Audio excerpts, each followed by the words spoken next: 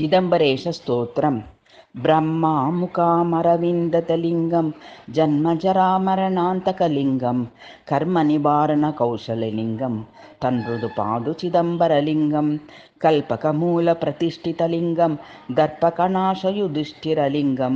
कृपकृतिप्रकारान्तकलिङ्गं तन्मृदुपादु चिदम्बरलिङ्गं स्कन्दगणेश्वरकल्पितलिङ्गं किन्नरचारणगायकलिङ्गं पन्नगभूषणपावनलिङ्गं तन्मृदुपातु चिदम्बरलिङ्गं साम्ब सदाशिवशङ्करलिङ्गं काम्यवरप्रदकोमललिङ्गं साम्यविहीनसुमानसलिङ्गं तन्मृदुपातु चिदम्बरलिङ्गं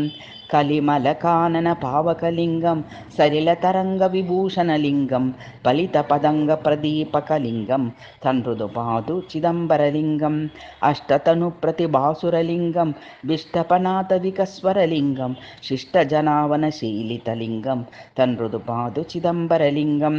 अन्तकमर्दनबन्धुरलिङ्गं कृन्तितकामकलेबरलिङ्गं जन्तुह्यधिस्थितजीवकलिङ्गं तन्मृदुपातु चिदम्बरलिङ्गं पुष्टदेहसु चिदम्बरलिङ्गं दृष्टमिदं मनसानुपठन्ति